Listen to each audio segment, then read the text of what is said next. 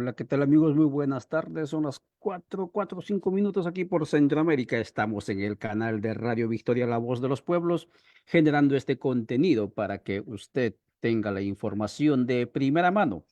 Y como solemos decir, que usted saque sus conclusiones y no seamos los que hacemos los contenidos, quienes generamos la opinión de usted. Grabamos este contenido para que también los que nos siguen por YouTube y otras plataformas en diferido puedan disfrutar. También vamos a conectarlo directamente al TikTok. Hoy está ocurriendo uno de los sucesos, procesos, iniciando tal vez, que quizás pensábamos que no iba a volver a ocurrir en tan poco tiempo. Hace 20 años atrás, más o menos, Argentina vivía similar situación. Algunos hablan de genocidio social, socioeconómico, porque el gobierno que acaba de ingresar ha hecho lo que llamarían en el lenguaje neoliberal un ajuste estructural bacanal, brutal, ¿sí? Se lo está llevando todo para el piso. Y sabe, amigo, amiga, usted que me está viendo de Perú, Perú está transmitiendo también esta conversada a través de Rondas Campesinas del Perú, o en el caso de Guatemala, a través de Codeca Guatemala, también estamos entrando a través del canal de alcarajo.dg de Colombia. Lo que ocurre es que Argentina, en comparación al resto de los países, la mayor cantidad de su Producto Interno Bruto lo tiene bajo el control del Estado todavía, ¿sí? Es un Estado gigante que tiene potencia económica a comparación de Guatemala, de los 80.000 millones de Producto Interno Bruto, tal vez el 1 o el 5% está bajo el control del Estado, todo es privado. En Argentina, al revés, todo es público. Pero ahora, bueno, buena parte, ahora viene el proceso de digamos, privatización, ¿no? En una segunda ola. Y como decía, está ocurriendo un suceso porque la gente otra vez está saliendo a las calles inmediatamente después de haber ido a las urnas. Está saliendo la gente a las calles. De eso vamos a hablar, Argentina entre urnas y calles, calles y urnas, con Miguel, que se va a presentar en su momento. Él es del movimiento FOL. Los que han estado siguiéndonos en Guatemala, hemos conversado ya con varios compañeros del movimiento FOL. Es el Frente de Organizaciones en Lucha, si mal no estoy informado. Claudio también estuvo virtual y presencialmente con nosotros aquí por Guatemala. Él es del área de la docencia, pero también de las calles. Lo que nos gusta de Claudio es que no se ha desligado de nosotros después que vino a visitarnos a Guatemala, porque a Radio Victoria siempre que puede, nos manda despachos, nos manda reportes, pero reportes de calle, escucha bien eso, reportes de calle, no del gabinete. Hoy, por ejemplo, enviaba un reporte donde estaba ahí sudando en las calles de Salta, y de eso también seguramente nos va a hablar. Entonces, por favor, si gustas, Miguel, salude a la audiencia, preséntate. Disculpa que no te voy a presentar porque es así esto, ¿no? No se presentan los participantes y luego también Claudio. Adelante, Miguel. Activa el micrófono, por favor. Bueno, buenas tardes. Acá ya casi la noche en Argentina. Como bien dijiste, yo soy parte del movimiento social Frente a Organizaciones de Lucha. Soy Miguel Parra, delegado nacional de la organización. Y bueno, muy agradecido del espacio que nos dan para poder compartir la situación de nuestro país, que es también la situación del resto de la región también, ¿no? Con idas y venidas en los últimos años. Como ven, ¿se escucha? Adelante, adelante, te escuchamos. Muy bien. Bueno, como bien decías al principio en la introducción, ¿no? Se está dando muy incipientemente, muy rápidamente, digamos, a poco tiempo de asumir este nuevo gobierno de Javier Milei, que es del partido La Libertad Avanza, un proceso de resistencia, de lucha que se opone a, como bien vos decías, una reestructuración profunda de la estructura social, económica, incluso cultural de nuestro país, ¿no? Vienen a ser la continuación de un ciclo neoliberal que no es nuevo en la Argentina, que tiene sus raíces, mucho más fuertes en la última dictadura militar en la Argentina, en la década del 70, y ha tenido con idas y venidas una cierta continuidad, ¿no? En nuestro país, en las expresiones de la década del 90, con las privatizaciones de las empresas públicas, y la última expresión más acabada de esa política fue la del macrismo en 2015, ¿no? Esto viene esta nueva expresión de esa política viene a profundizar ese proceso montado sobre una base de descontento social muy grande por los últimos años de composición en materia económica y en materia social, ¿no? Entonces hay un proceso político también de desgaste de bueno, de las estructuras partidarias y políticas que han venido dirigiendo, digamos, la situación política en la Argentina en los últimos 20 años. Y bueno, no es casualidad que esta nueva expresión de la ultraderecha neoliberal, fascistoide, se monte sobre ese descontento y plantee algo que nosotros planteábamos en el 2001, cuando fue, como bien vos decías, una de las últimas expresiones de estallido social en la Argentina.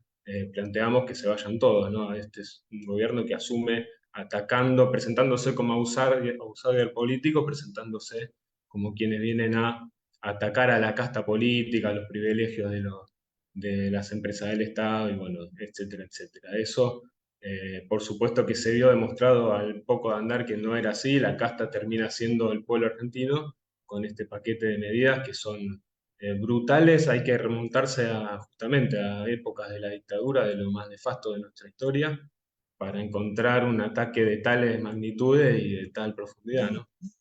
Eh, Rápidamente, para asignar algunas cuestiones mínimas, para que estemos todos en tema, lo primero que hizo fue un decretazo, un decreto de necesidad y urgencia que, bueno, plantea prácticamente una reforma laboral encubierta, ¿no? De un plumazo se borran conquistas laborales adquiridas con décadas de lucha del movimiento obrero y, y bueno, y también toda una serie de capítulos referidos a la desregulación de la economía y desregulación de la capacidad del Estado, ¿no? Para incidir en ello, ¿no? Por ejemplo, la derogación de la ley de alquileres, la derogación de la ley de abastecimiento, la derogación del control de precios, o sea, es una liberalización de la economía que deja prácticamente al 60% de la población desprotegida ante este nuevo ataque, ¿no?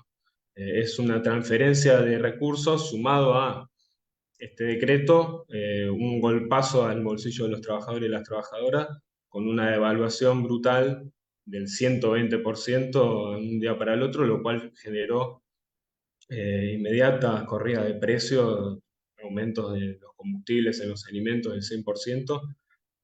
Venía ya el país de varios años de alta inflación, acumulada y de poca recomposición salarial, con lo cual esto que yo decía de la descomposición en términos de materia social y materia económica, bueno, ese termina siendo el golpe prácticamente definitivo a los ya pulverizados bolsillos de los trabajadores. Entonces, bueno, sobre esta situación, no contentos con eso, agregan en tan solo 2 semanas la presentación de un paquetazo de leyes, que aquí se conoce como la ley Ómnibus, que entre derogaciones y cambios de artículos plantea 600 nuevos artículos a las leyes en más diversas materias que se les puedan ocurrir, pasando desde los sectores de la salud pública, la educación, la cultura, hasta lo que regula las pequeñas y medianas empresas. Y bueno, incluye capítulos muy peligrosos también, con una reedición de las privatizaciones de la década del 90 de las empresas públicas. Bueno, con lo cual configura un escenario de cambio de época, de cambio profundo de las reglas del juego y de una respuesta ante la crisis que se viene viviendo el país, muy en contra de las mayorías populares y muy a favor de los principales beneficiados de esto, que son las empresas más grandes, que son los dueños de la tierra, los dueños de la comida y bueno, los dueños del país prácticamente, ¿no? Que son quienes prácticamente le han escrito cada uno de los artículos de esta ley, digamos, eh, este fenómeno político, bueno, cuenta con un apoyo popular también muy grande, que estimamos que se va a ir desgastando en la medida que este ataque se profundice y las consecuencias de este ataque se vayan sintiendo en el día a día de toda la población, pero bueno, es sintomático que a un mes de asunción del gobierno ya hay un paro general convocado por las centrales obreras y acompañado por distintas expresiones del pueblo, bueno, desde ya los movimientos sociales estuvimos presentes, pero también ha habido acompañamiento de sectores no organizados, de todo tipo de trabajadores, trabajadoras, sectores de la cultura y demás, ¿no? Ha sido un paro contundente, masivo, a un mes de la asunción de este gobierno, ¿no? Bueno, más o menos ese es el panorama hoy en la Argentina. Muchas gracias, Miguel Barra. Él es vocero oficial de FOL de Argentina, conversando con nosotros, con ustedes, sobre lo que está ocurriendo en Argentina. Hemos titulado esta conversa de las urnas a las calles. Como dice, a un mes de haber asumido el apoteósico, casi místico y mítico gobernante Milei, ¿no? Aunque suene ese nombre, mejor tendría que ser su ley, ¿no? Pero bueno, así es como suena el nombre. Em, pues la gente otra vez a las calles. Y aquí viene, estimado Claudio, la pregunta que te hacía internamente. Si Milei, con toda el aura, digamos, de libertador, del león, de este Mesías, ¿no? Que volvía, ¿no es cierto?, planteando el libre mercado, etcétera, como solución para el país. ¿Por qué un pueblo como Argentina se le resiste a un supuesto redentor? ¿Cuál es la explicación desde una perspectiva un poco más religiosa, más mística incluso? Porque algo de místico tiene que tener esos votos que llevaron a Milei al poder. No creo que haya sido únicamente producto necesariamente de la efervescencia de las redes sociales. Incluso las redes sociales en sí mismo tienen su propia mística. Adelante, por favor, Claudio. Gracias, Ollanta, y gracias, Miguel, también por el aspecto, eh, el cuadro en el cual nos centra la lucha, en la cual la movilización se dio hoy en día, el paro general convocado por la CGT, a casi un mes a casi más de un mes ¿no?, de la asunción del presidente Milei, y con todo el DNU y la famosa ley ómnibus que vienen a estar en contra, digamos, de la voluntad popular. Ahora, cómo nosotros entendemos este proceso y esta pregunta, es decir, cómo hay un cierto aspecto místico en esto, tiene que ver mucho con la, la base de cómo uno interpreta las necesidades de los pueblos. Milei había interpretado la necesidad del pueblo en la medida de un cambio y puso en la balanza la famosa palabra, no, la casta es la que iba a pagar ese cambio. Nos dimos cuenta, no de manera tardía, sino que un pueblo que está vivo, un pueblo que es pujante, el pueblo argentino, no tardó tiempo en entender que la casta no era lo que él decía, sino que la casta era el pueblo. Esta forma mística ya lo entendemos desde el mesianismo, llamado el famoso mesianismo, que tiene un carácter político. Lo vemos también en la forma de cómo el mesianismo judío se había declarado antes de la aparición de la persona de Jesús entre ellos. Habían pensado que el mesianismo era, en el tiempo de los asmoneos, el mesianismo tenía que reconstituir un reinado que venga con toda la victoria, ¿no? Ese reinado que venga con toda la victoria solo se podía constituir con la ayuda del imperio que después van a ir a pedir el imperio romano, ¿no? El mismo imperio que después en el año 70 después de Cristo invade Jerusalén y destruye el templo y destruye toda la cultura judía y demás, del cual el judaísmo tiene que expandirse. Esa razón, ese,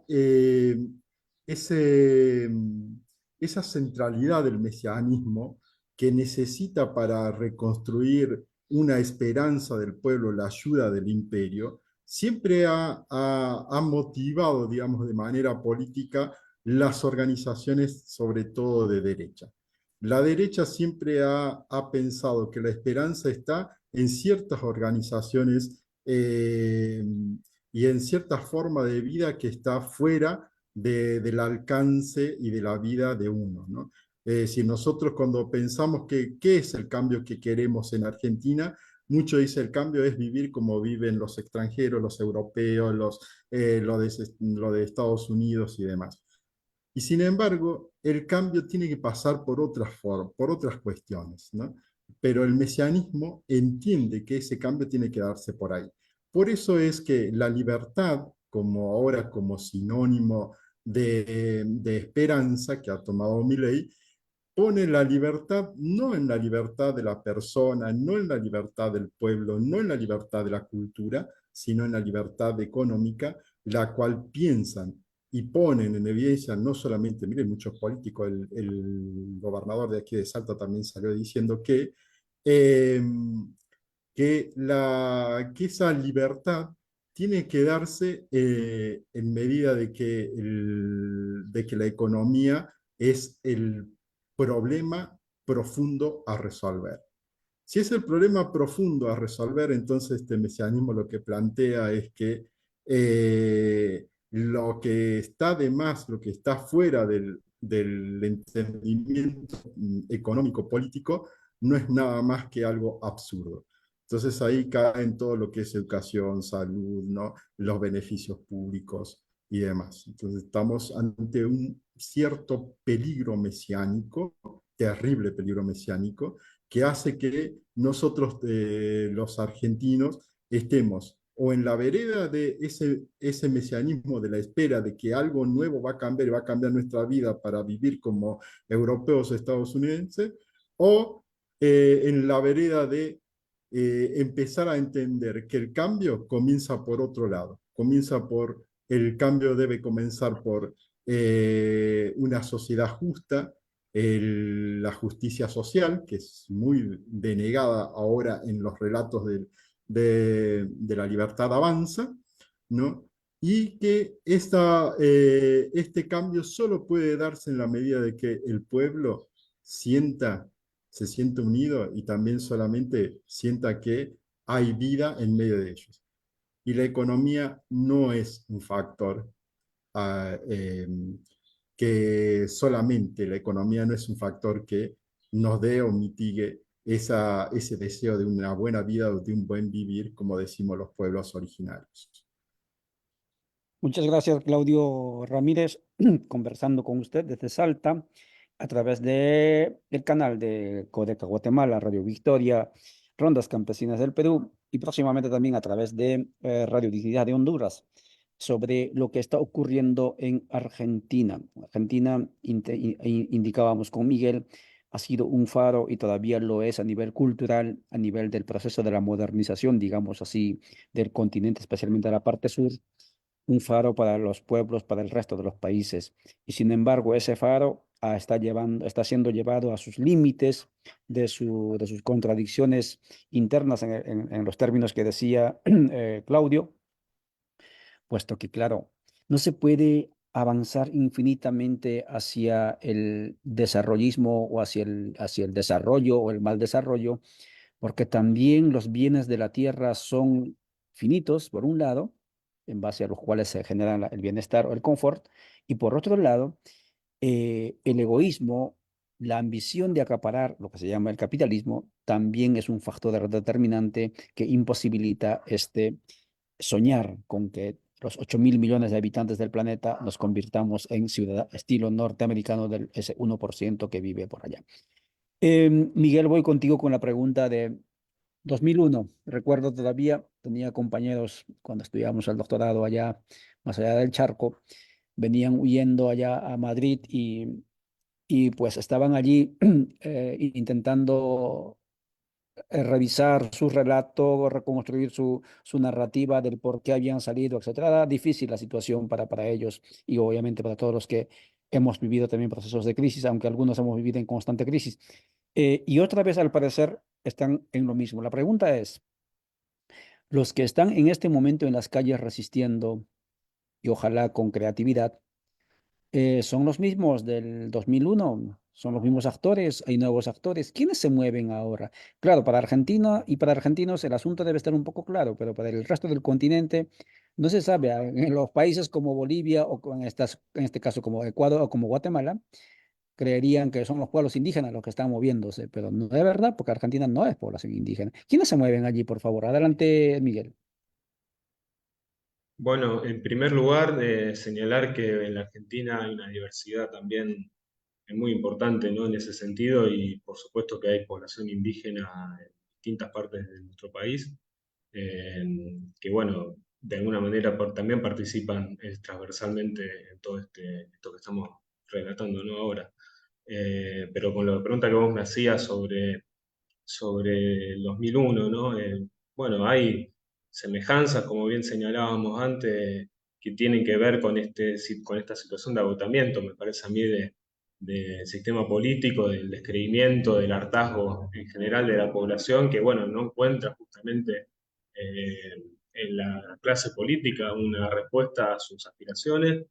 Eh, bueno, nosotros decimos que es una crisis de representación, ¿no? La crisis económica también se traduce en una crisis política. De alguna manera este gobierno se monta sobre eso, este nuevo gobierno se monta sobre eso para poder dar una respuesta falsa, por supuesto, en nuestro criterio.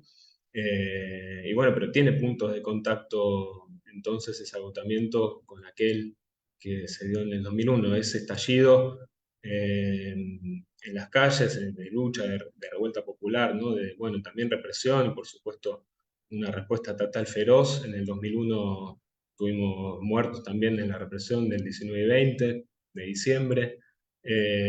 Bueno, toda esa historia todavía queda latente y viva en nuestra memoria histórica, ¿no?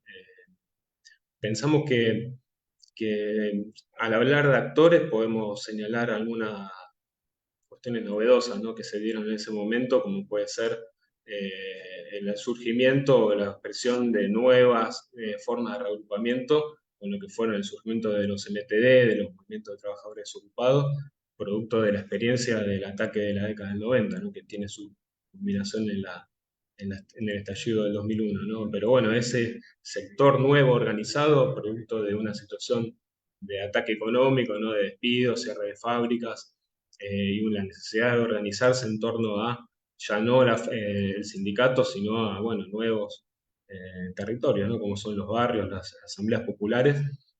Bueno, toda esa experiencia no organizativa que era incipiente en aquel tiempo, bueno, hoy tiene ya sus buenos años de construcción y de continuidad, bueno, que hemos logrado.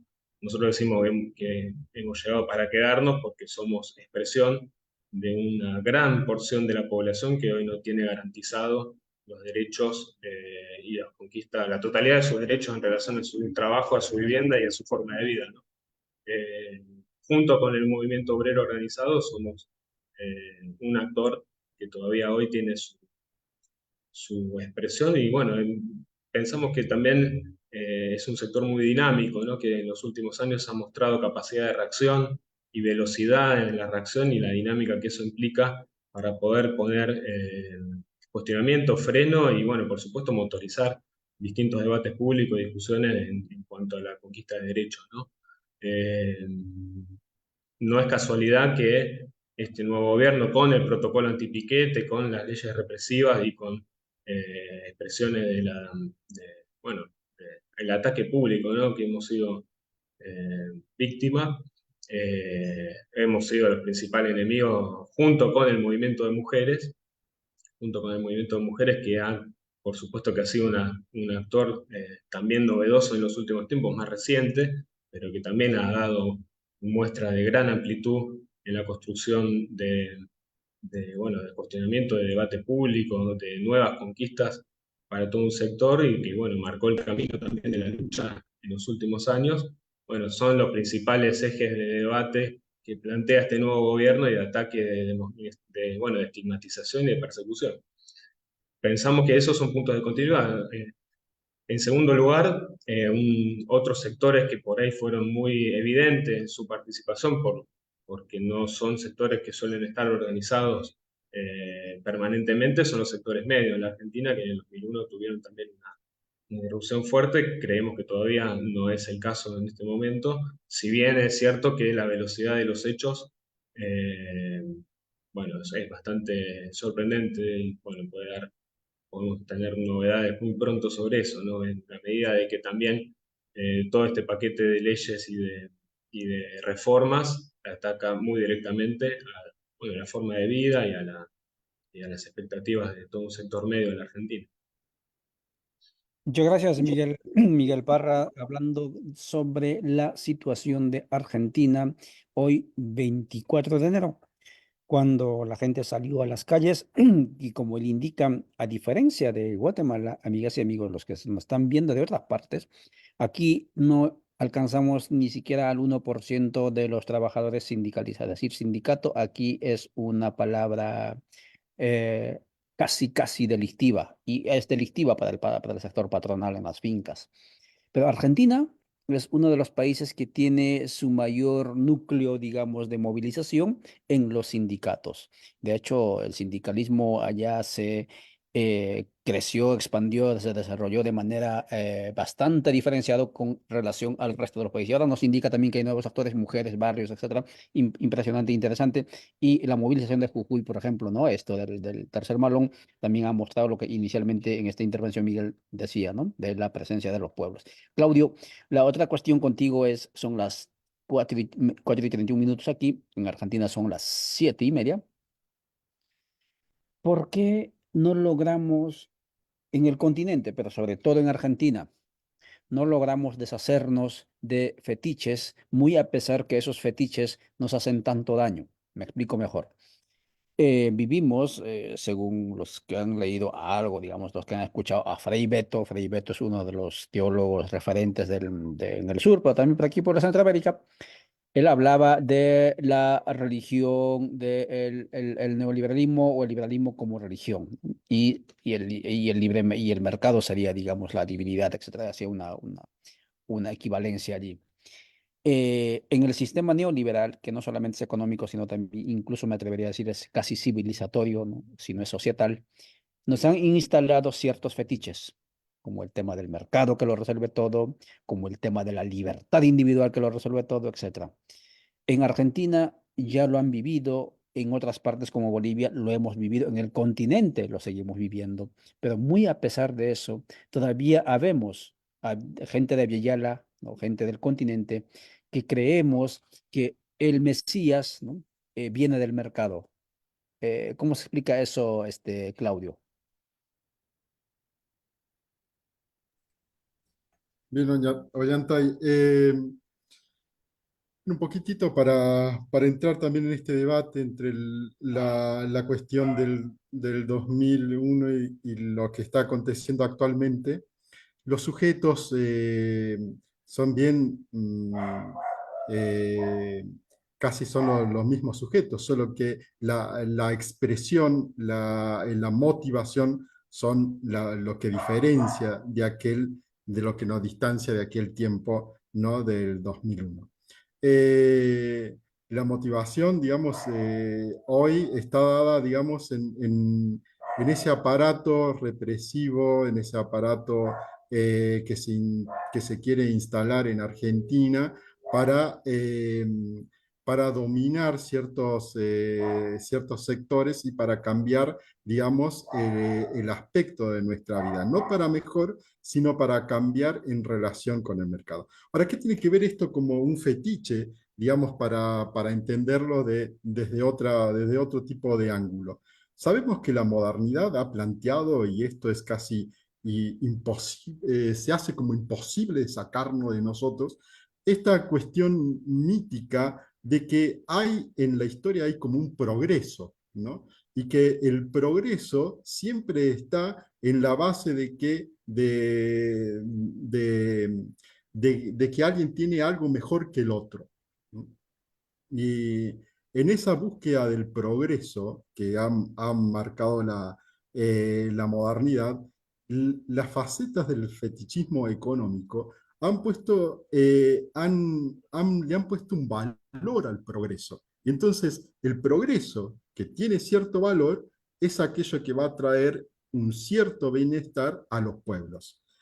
ese fetiche, esa mística de la modernidad, ¿no? Este gran eslogan de la modernidad, junto con el mercado que ha encontrado su mayor expresión, ha puesto en los pueblos, digamos, esta medida de que es casi como imposible sacarse de eso. Entonces, cuando queremos decir, bueno, vamos a cuestionar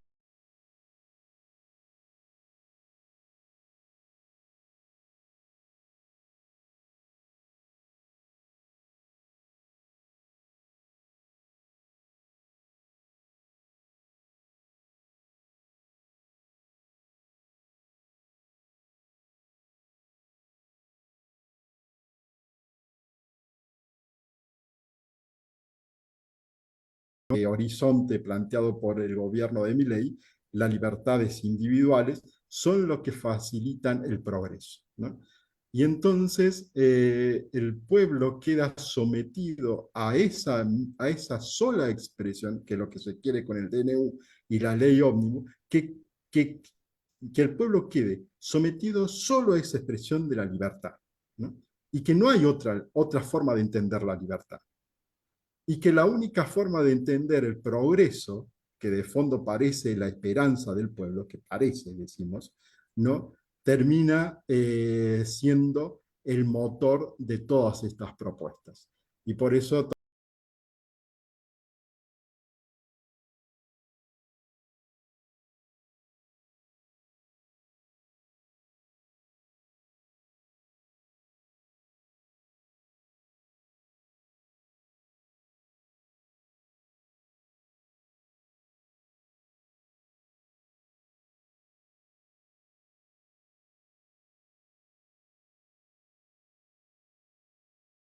debería seguir siendo un vocabulario de nuestras esperanzas, ¿no?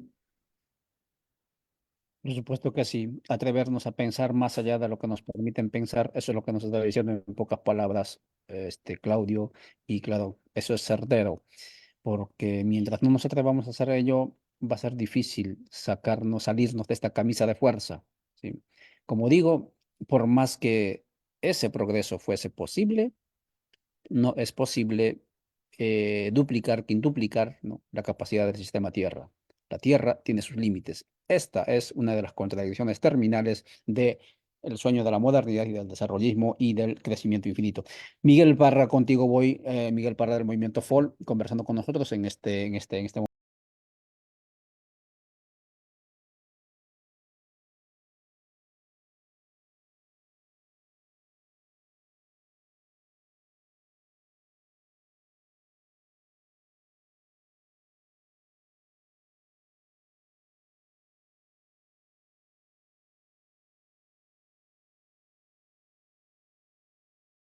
Esto va por allí, se va a apaciguar el asunto de la revuelta popular o la molestia popular. Finalmente va a pasar la ley ómnibus, se va a implementar el decreto de urgencia. ¿Cómo lo es? Bueno, en primer lugar, decir que como parte del movimiento estamos en, bueno, la construcción de la mayor amplitud posible para enfrentar en las calles este ataque en toda la línea, bueno, a los trabajadores, a las trabajadoras, al pueblo en general, ¿no? Nosotros pensamos que no hay que hacer distinción alguna en estos momentos entre, bueno, diferencias políticas, sino más bien entre los que están dispuestos a organizarse para enfrentar esto y luchar verdaderamente y los que van a terminar, bueno, entregándose, ¿no? Como decía Agustín Tosco, ¿no?, uno de nuestros referentes sindicales de la década del 70. Bueno, eso como primera cosa, ¿no? En segundo lugar, bueno, siguiendo un poco lo que decía Claudio, yo creo que es el deber no solamente poder atender a la coyuntura política y la urgencia, sino también dedicarnos a pensar qué otro país podemos pensar, qué otro país podemos ofrecer, qué otro país podemos construir desde abajo, ¿no?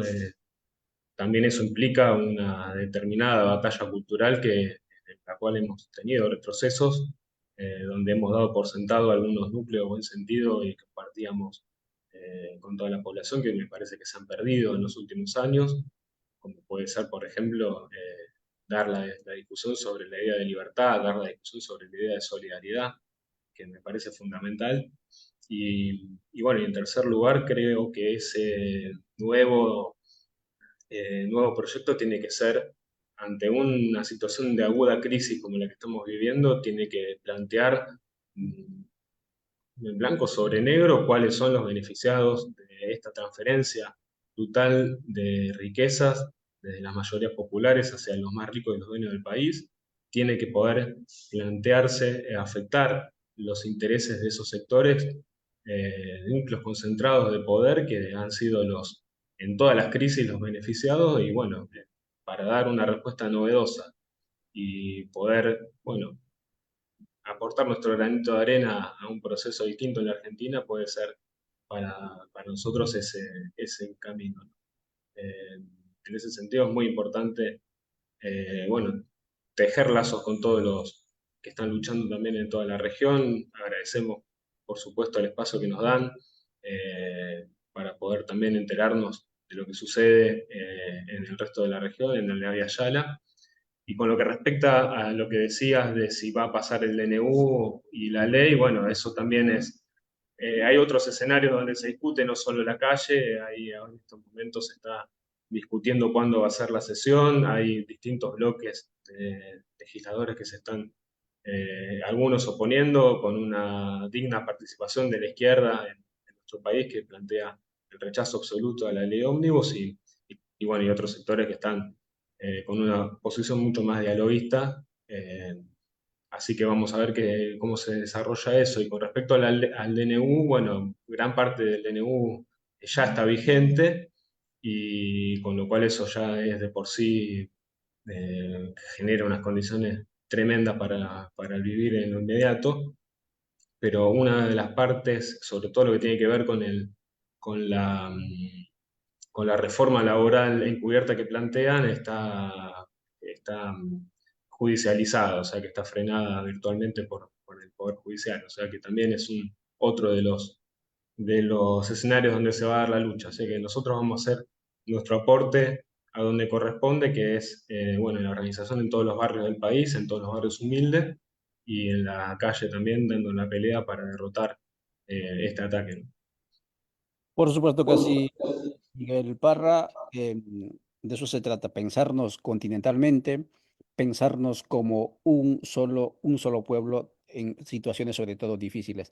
Una de las cuestiones, amigas y amigos, que tenemos que reconocer y por donde nos conectamos desde Codeca, Guatemala, con Miguel, con Fol, con su movimiento, es una de las cosas que nos llamó la atención de estos luchadores argentinos es cuando tuvieron la capacidad, lo digo yo con conocimiento de causa, de poner en el tapete de la opinión pública internacional de lo que ocurrió en septiembre o noviembre, creo que del 2019 en Bolivia, era un golpe de Estado y no era una sucesión constitucional. Ese acto fue trascendental.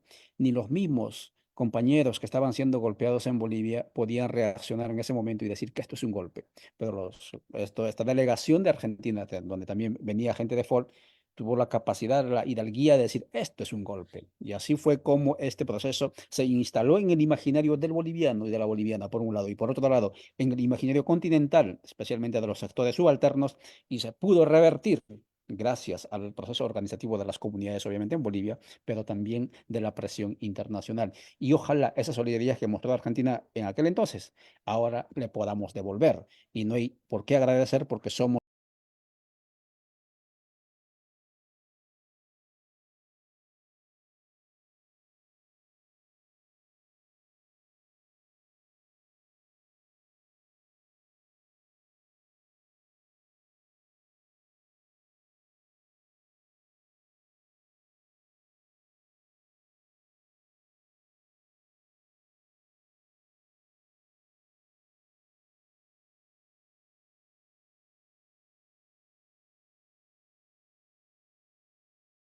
sueñan con cambios en los diferentes países del continente, pero también para los sectores que sueñan con cambios en Argentina, pero que todavía no se involucran porque quizás dicen esto no es el momento. ¿Cuál es tu mensaje?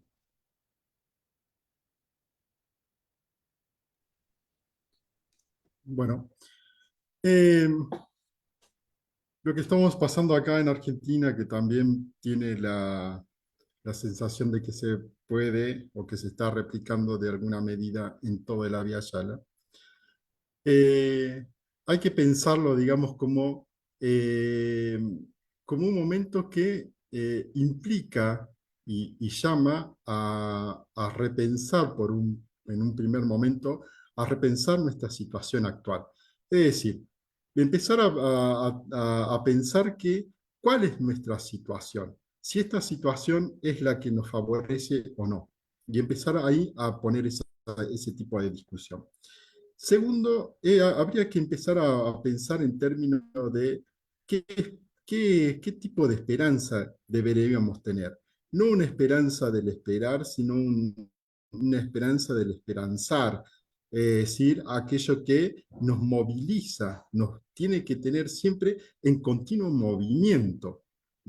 Porque la, la gran diferencia que quizás se dio hoy día también en Argentina es que algunos esperaban en la espera de su lugar y otros no esperábamos en la esperanza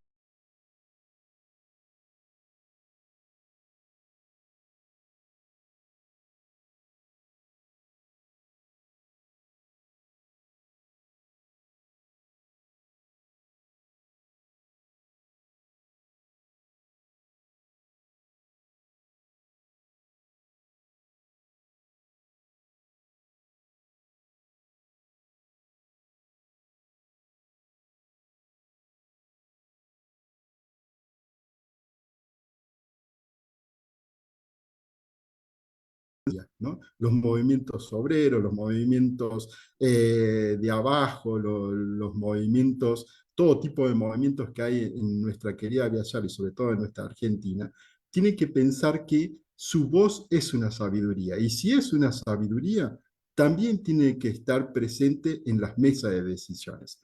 Hoy estamos frente en la calle, hablando, gritando, para que esa voz también, de alguna forma, pueda estar también en las mesas de las decisiones. Si no están en las mesas de las decisiones, las sabidurías nuestras terminarán siendo sofocadas, terminarán siendo desplazadas, pero por eso necesitamos una conciencia de movilización constante. Creo que es la única forma de que nuestra esperanza, de que nuestras sabidurías sean escuchadas y sean puestas como también panorama y programa político. Muchas gracias, Claudio, por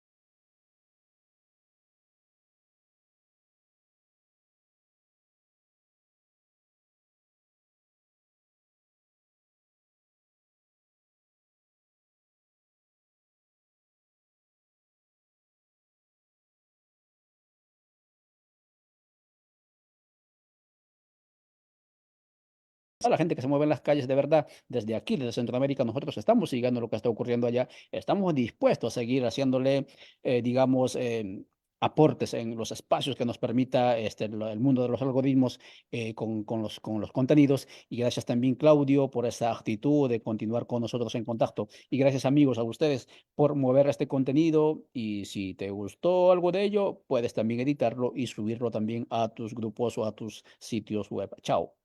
Gracias, gracias.